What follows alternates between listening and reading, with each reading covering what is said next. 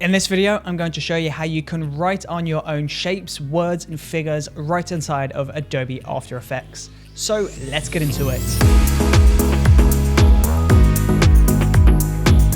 So once you've got some footage of yourself drawing out a shape or a word in the air, you can drop that into Adobe After Effects and we can begin with the animation process.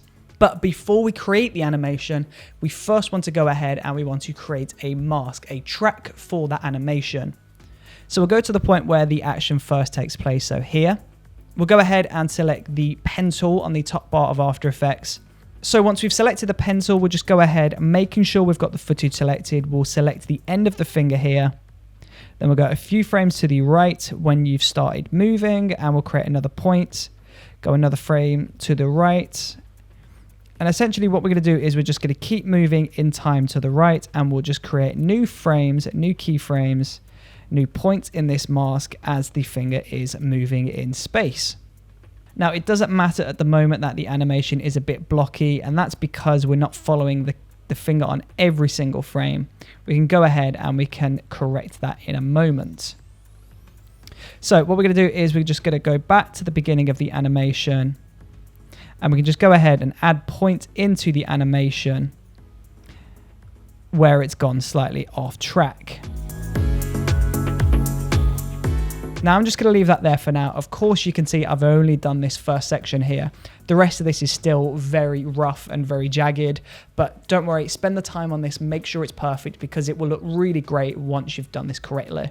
But once you've done all of that, you can now go into Effects and Presets and search for Stroke. Now we'll drop Stroke onto our footage layer, and we'll go ahead and select Mask 1 in the path, and we'll increase the brush size all the way up to around 7. Now, as you can see, we've got this animation on screen, but it's not animating on at the same time as the finger is doing the movement. So what we're going to do is we're going to go back to the very beginning when we first start moving. So around here, we'll go down to end. We'll pull the end down to 0%, and we'll create a brand new keyframe on 0%. Now we'll move all the way to the end of that movement. So the last frame that was here, and we'll pull that all the way up to 100%. And if we play this back, you will see that is pretty much there. Now, the first part of this animation does look really good, although the problem is because I didn't adjust all of the keyframes afterwards, because I didn't adjust the mask for every single frame, it does look a little bit jagged down here. But if for any reason it gets a little bit too fast, all you have to do is go into Effects, Stroke, we'll go to End, create a brand new keyframe where you currently are, and we'll just pull that forwards just a little bit. So we'll pull that keyframe forwards just a bit, and that should now make us back in time. Now from here we can go into the Stroke tab, and we can change the color of this. So we can change this from white to whatever we like. You can go into brush size and increase the brush size, so you can increase this all the way up to around 100 if you want to, or you can keep it quite thin. You've got brush hardness, so if you pull this down to 0, it's going to be quite soft. But if you pull that all the way up to 100%, then that's going to be very firm. I like to keep this down towards 0 though, because I feel like it looks more realistic.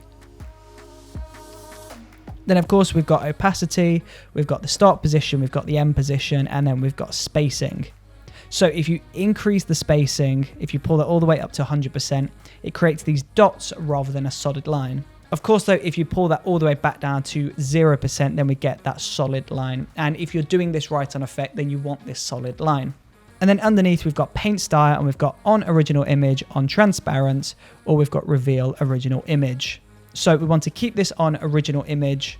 And then from there, if you wanted to add a little bit of glow onto this, all you have to do is search for glow in Effects and Presets, drop that onto the Stroke. And as you can see, that has added glow to everything. So what we're going to do is go back into Stroke, and we'll change the paint style from on original image to on transparent. Then we'll just make a copy of that footage. So we'll go Command C, Command V. We'll go onto the bottom footage, delete Stroke, and delete glow. Now we'll go back onto the top layer, and if we go onto glow, we can increase the glow, and the glow is only affecting that stroke. And there you go. that is how you do this paintbrush write-on effect right inside of Adobe After Effects. Now, this is one of those effects that is actually really simple and really easy to do, and I'm pretty sure most people could do this effect. It just takes a lot of time and a lot of patience. So stay with this, make sure that mask is perfectly following the motion of the finger, and you will have a really awesome effect. So there you go. Thank you for watching this video. I really appreciate your support, and I will see you on the next video. See you there.